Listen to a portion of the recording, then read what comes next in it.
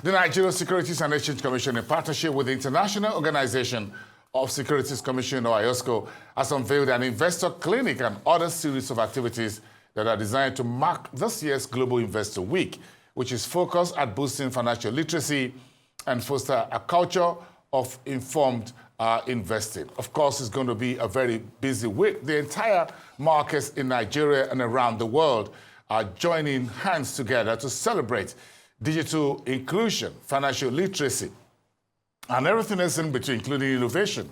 And we're also discussing that as we join the rest of the week at the Securities and Exchange Commission. Bola Ajomale is the Executive Commissioner in charge of operations at the SEC in Nigeria. A great Monday evening to you, sir. Thank you very much for making the time this evening. We understand it's a start of a very busy week for the rest of the team, from the Director General and the rest of you who are members of the team. Yeah. But let's just get started. What are the top issues for this week's Global IOSCO week, year, every year? What's at the top of the table for this year?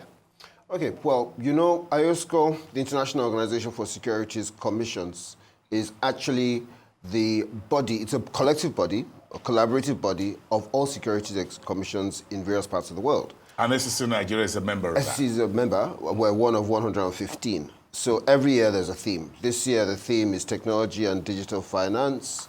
It is crypto assets and sustainability. So those are the three main thrusts and the three main areas that the organization is looking at this year. Very apt for us in Nigeria, particularly apt for us in Nigeria, because for one, we have embraced digital finance pretty aggressively in this country.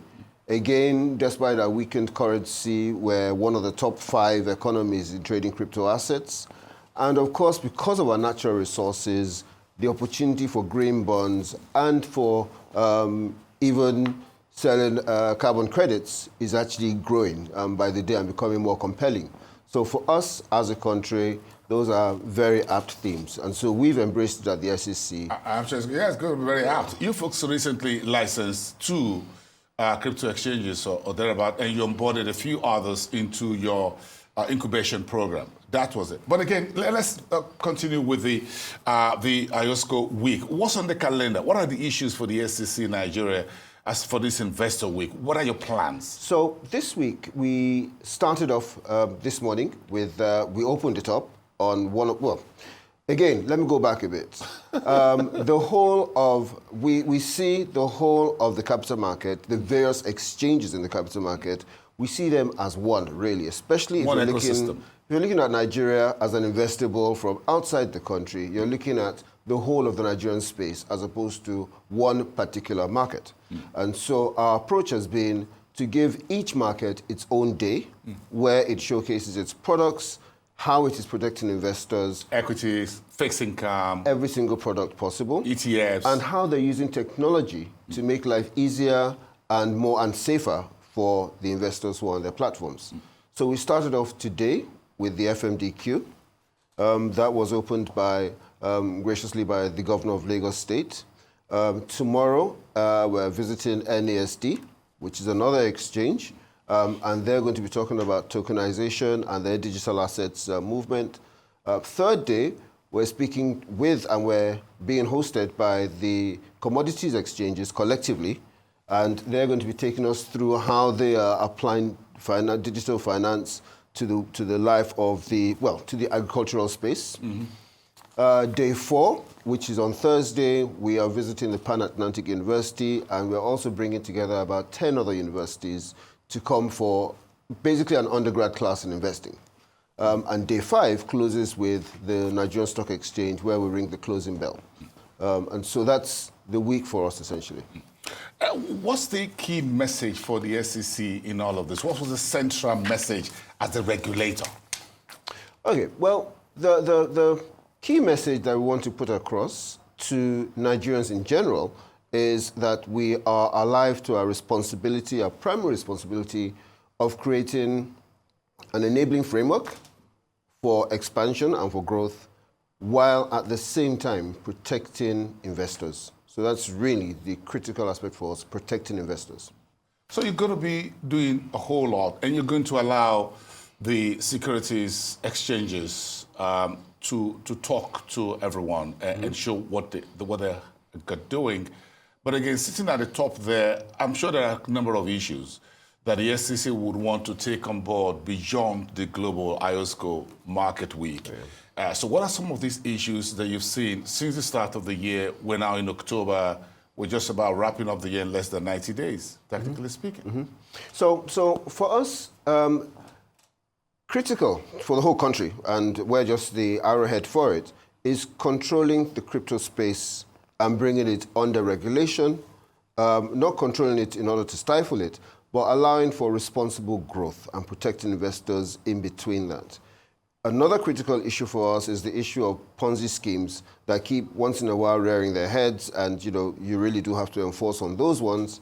Third aspect is, of course, supporting the ongoing recapitalization exercise that's happening right now, creating support for that to make sure that it is done in an orderly fashion.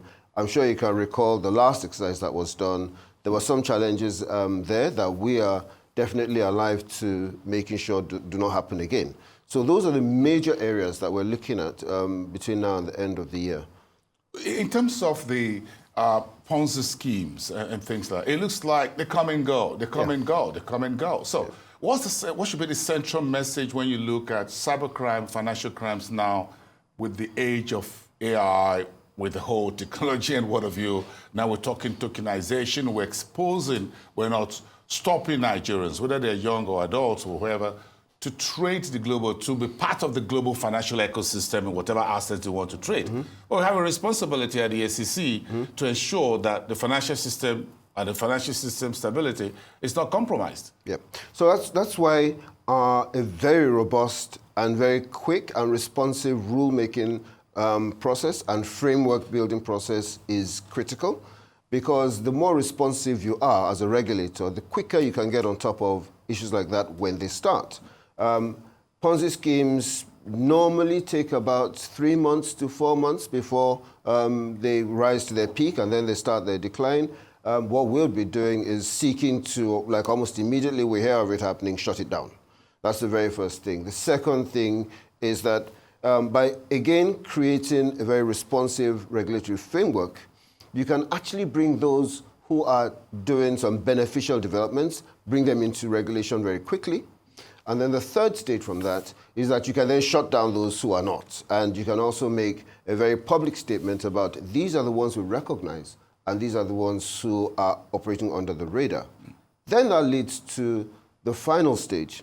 And the final stage of it is that we then educate investors. The very first thing to do before you put your money anywhere is check and see whether SEC recognizes it. If SEC does not recognize an instrument or an organization, it is not on SEC's website, it's not on any of their publications, that they recognize a particular organization, think twice about putting your money there. They may be, it may be a scam. If it sounds too good to be true, then it's not true. Then is that a mantra? It actually is. It actually is. Most of the time, it's baseless. It's all on talk. It's all on hype. So once you start hearing the hype, I put my money here and I doubled it overnight, then be careful. In fact, it's highly unlikely that happens. So the SEC has a role, investors also has a role to play. Well, SEC's role also covers, and not only SEC, the whole of all the capital market operators have a role to educate investors, to let investors know there's a difference between gambling and investing. Where are we on infractions in the marketplace and how the SEC is moving forward under the new administration of Ajomale Agama, the new Director General? So the Director General obviously has had a lot of experience in the market. He has seen a lot of players, operations, and infractions over time. We, again, on my side as well, I have also spent a couple of days in the market as well on the operator side. So between us, we have been able to compile, and we're still reviewing some of the infractions that have happened in the past and some that are ongoing. And clearly before the end of the year, we'll be making some pronouncements on them. That's interesting. It looks like a very busy week for all of you, and it looks like you had a very busy day. Well, another exchange tomorrow. Yes, another one Yeah, tomorrow. there's a bit of a road show in Lagos. Thank you so much, Thank you very much. Mr. Executive Commissioner in charge of operations at the Securities and Exchange Commission. Wish you all the best and the rest of the SEC team. That's Bola Ajomale, the Executive Commissioner of Operations at the Nigeria Securities and Exchange Commission.